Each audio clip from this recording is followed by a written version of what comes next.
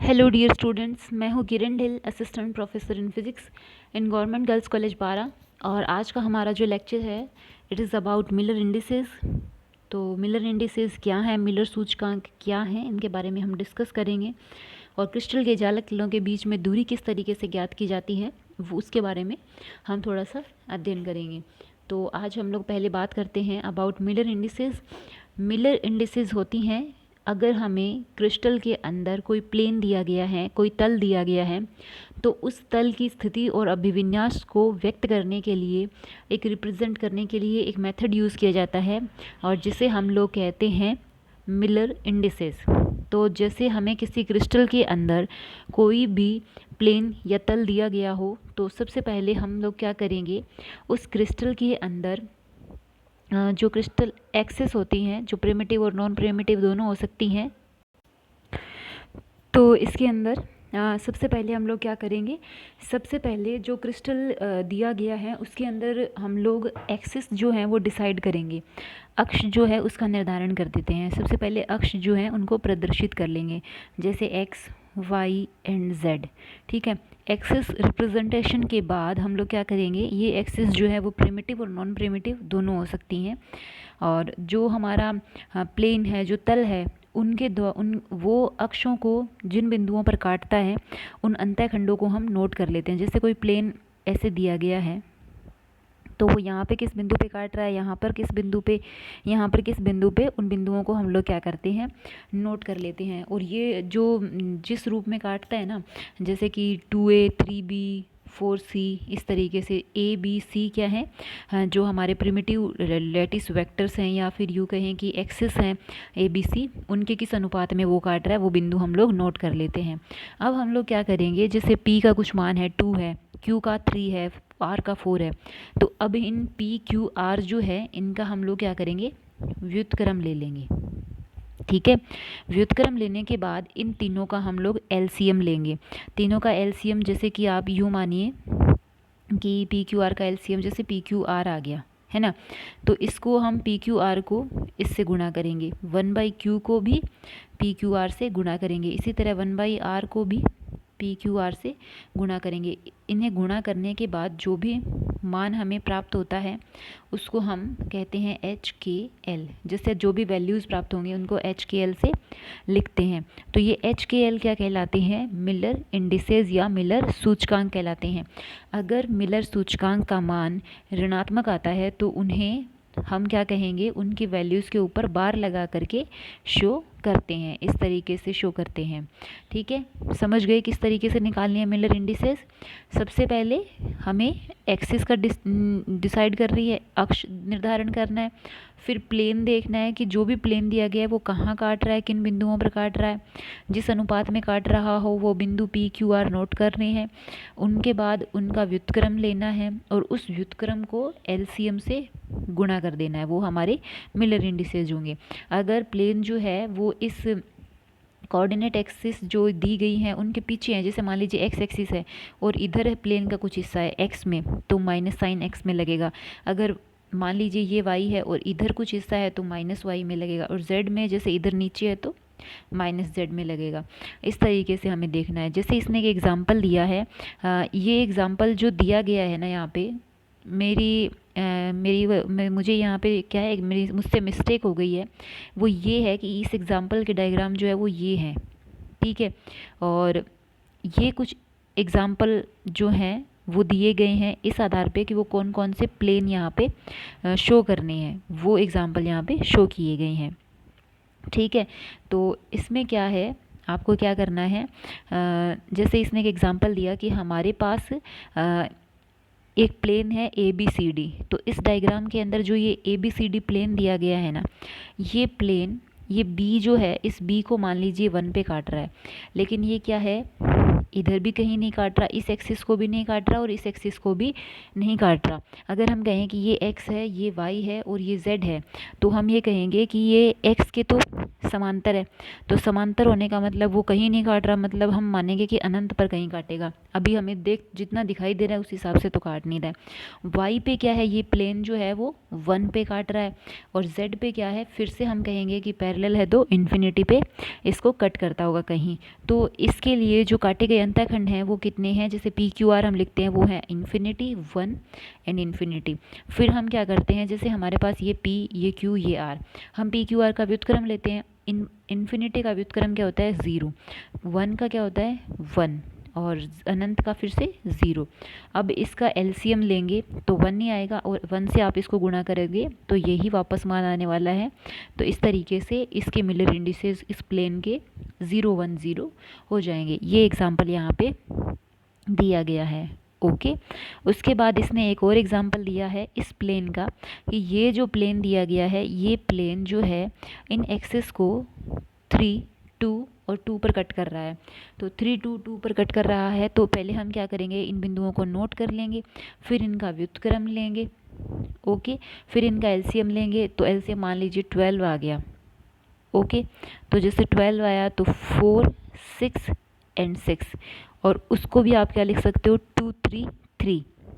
जैसे 2 दो बार रिपीट हुआ ना तो एलसीएम 6 आया, सॉरी। तो इसमें क्या हो जाएगा, एक मिनट, तो 6 आया ना, तो 6 6 6, तो ये हो गया 2 3 एंड 3।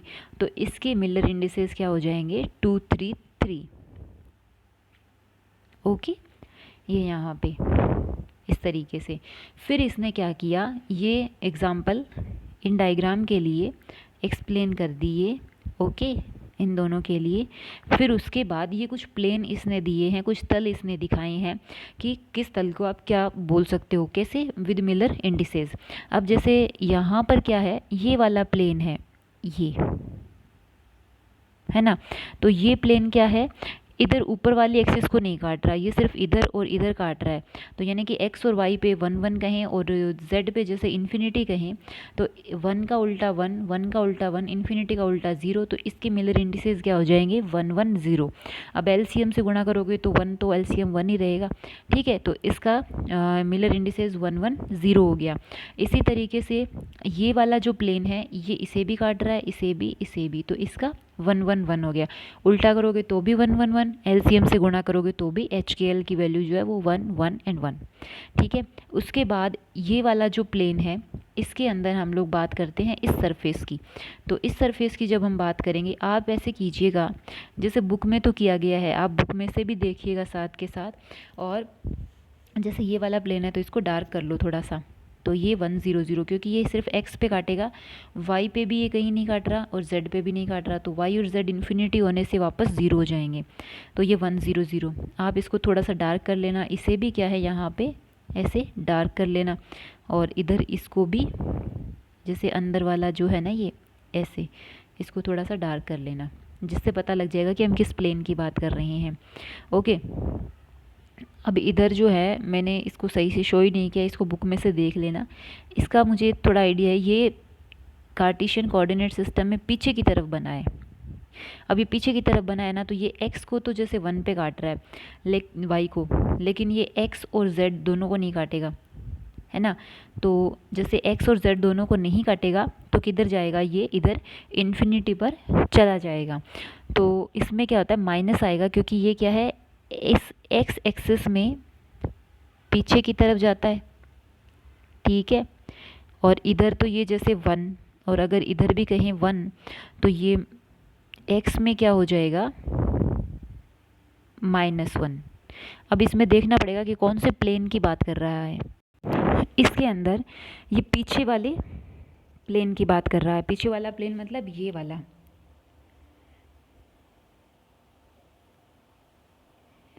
इस प्लेन की बात कर रहा है। ये प्लेन जो है वो x एक्सिस जो है उसमें पीछे की तरफ है, तो x एक्सिस पहली बात ऋणात्मक आएगी। ठीक है, दूसरा ये y और z को कहीं नहीं काटेगा, जो पीछे है वो y और z को कहीं नहीं काटेगा, तो -1 इन्फिनिटी इन्फिनिटी, तो ये -1 0 0, तो 1 के ऊपर आप बार लगा दो और 0 0, ये इसके मिलर इंडिसेस हो जाएंगे। और इस डायग्राम में ये मिड वाला जो प्लेन है उसकी बात कर रहा है, ये यहाँ पे जो बनेगा, तो इसके मिलर इंडिसेस 2 2 हो जाए 2 0 0 हो जाएंगे, क्योंकि ये एक्स पे काटेगा, वाई पे नहीं काट रहा और जेड पे भी नहीं काट रहा, इधर वाई पे भी नहीं काट रहा और इधर जेड पे भी नहीं काट रहा, तो वाई और जेड तो इन्फिनिटी होने से 0, और एक्स में जैसे ये क्या है, ये फर्स्ट प्लेन है और ये सेकंड प्लेन है, तो 2 0 0, ठीक है। इस तरीके से इनका निर्धारण करना है, ये 2 0 0, ओके, और ये हो गया 1 बार 0 एंड 0।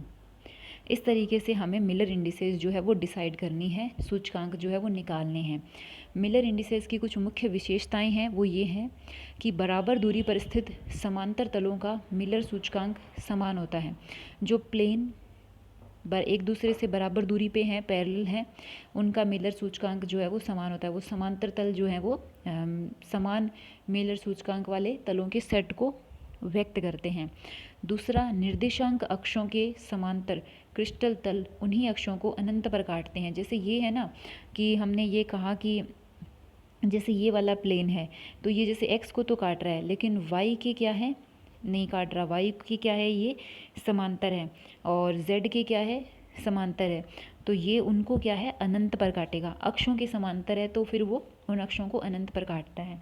यदि घनीय क्रिस्टल में HKl मिलर सूचकांक वाले समांतर तलों द्वारा तीनों अक्षों पर काटे गए अंतःखंड की दूरी a है, तो इन समांतर तलों के बीच की दूरी जो है वो d = a by root h² plus k² plus l²। ये समांतर तलों के मध्य की दूरी होती है।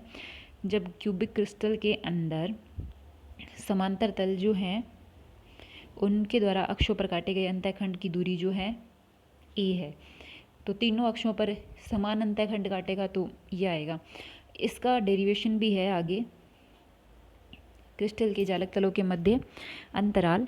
इसके अंदर ये कहा गया है कि एक जालक तल ABC, ठीक है, वो शो किया गया है जिसके मिलर सूचकांक क्या है, HKl। ये है वो जालक तल ABC, ये देखिए, है ना, ABC। ये तीनों अक्षों को काट रहा है और तीनों अक्षों के लिए इसके मिलर सूचकांक जो हैं वो क्या है, HKl है। जालक बिंदु को मूल बिंदु मानते हुए तीन लंब कोणिक अक्ष OX, OY और OZ खींचते हैं। माना निर्देश जालक तल जिससे दिए तल ABC की दूरी ज्ञात करनी है मूल बिंदु O से गुजरता है। मतलब इसका भी जैसे ये हम लोग क्या है, पहले निर्देशांक अक्षों को निर्धारित करते हैं, फिर ये मूल बिंदु O है हमारे पास, ठीक है, और ये जो जालक तल है ABC वो तीनों अक्षों को, जैसे ये OA है, OB है या OC है, यहाँ पे जैसे यहाँ पे काटे, यहाँ पे और यहाँ पे 3 जगह इसने काटा, तो इन तीनों जगहों पे काटे गए अंतःखंडों का अनुपात जो है वो है A/H, B/K और C/L, ठीक है, ये इनका अनुपात है। हम क्या करेंगे, इस प्लेन के बिल्कुल सेंटर में एक पॉइंट N लेते हैं और उसको केंद्र बिंदु मूल बिंदु से मिला देते हैं, तो ये ON एक लंब हो गया। जैसे इसका इधर अलग से डायग्राम भी शो किया गया है, ON ये हमारा प्लेन है, तीनों एक्सिस को ये एक्सिस को काट रहा है और यहाँ पे इसको मिलाना था इसे, ये ON है, ये लंब है। ये यहाँ पे प्लेन जो है, अब इसमें क्या होता है, ON जो है ये वो अल्फ़ा, बीटा और गामा 3 एंगल बनाता है इनके साथ। अब इनका एंगल जो है जैसे कुछ इस तरीके से बनेगा, ये आपको O से N को मिलाना है, आपको क्या करना है, O से N को मिलाना है।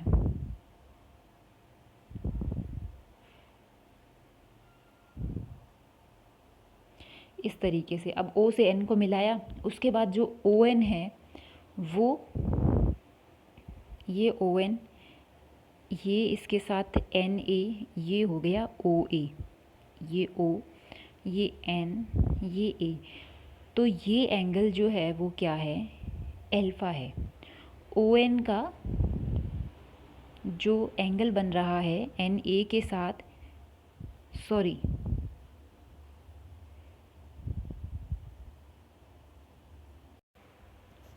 इसके अंदर क्या होगा, एंगल, एंगल इस तरीके से करेंगे जैसे,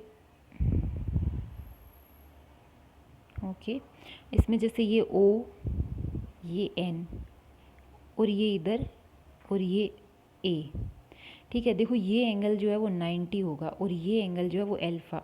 हम 90 वाले को हटा देते हैं ताकि देखने में आसानी हो, ये अल्फ़ा होगा। ये जैसे हमारा क्या है, प्लेन है यहाँ पे, तो ये प्लेन जो है उसके साथ ये हमेशा क्या है, 90 पे रहेगा, क्योंकि ये नीचे प्लेन पे लंब है ना, ये ON तो लंब है, तो मतलब ये 90 एंगल बनाएगा। दिखता तिरछा है ये, लेकिन बनाएगा 90। ये अल्फ़ा हो गया, तो ये अल्फ़ा है, तो इसके सामने की भुजा जैसे जैसे ये ON है, ये लंब हो गया, सामने की भुजा ये लंब हो गई, और ON क्या हो गया, बेस, बेस बटे ये इसका जो कर्ण है OA, ये कॉस अल्फ़ा हो गया। तो कॉस अल्फ़ा क्या है, ON तो है D ऊंचाई का लंब हमने डाला तो D, और OA जो है वो काटा गया अंतःखंड, OA क्या है, A/H है, तो यहाँ पे क्या आ गया, DH/A आ गया। और दूसरा जैसे हम लोग कहें तो जैसे ON है, तो ON के साथ जैसे बीटा बनाएगा Y वाला, तो Y वाला बीटा बनाएगा तो वही ON/OB, तो वो क्या हो जाएगा, D/B/K, तो DK/B। इसी तरीके से तीसरे से कोस गामा ON/OC, तो D/C/L, तो DL/C आ जाएगा। तो यहाँ पे तीनों कोसाइन जो हमने ज्ञात करे हैं उनसे cos square alpha, cos square beta, cos square gamma निकालते हैं, जो जिनका मान किसके बराबर होता है, 1 के। तो इनको आप जब करोगे तो DH/A, DK/B, DL/C का स्क्वायर करेंगे, सबका स्क्वायर करके अलग अलग उनको जोड़ेंगे इक्वल टू 1, और दिक्कोजा के नियम से, और फिर यहाँ से D² इसमें कॉमन आ जाएगा, जिससे D बराबर H²/A², K²/B² और L²/C² का पावर -½ आ जाता है। ठीक है, तो ये क्या है, जालक तलों के मध्य की दूरी है। ये D दूरी जो है वो मूल बिंदु से प्रथम तल की थी, ठीक है, और इसी दूरी पे दूसरा जालक तल होगा, तो ये जालक तलों के मध्य अंतराल हो गया।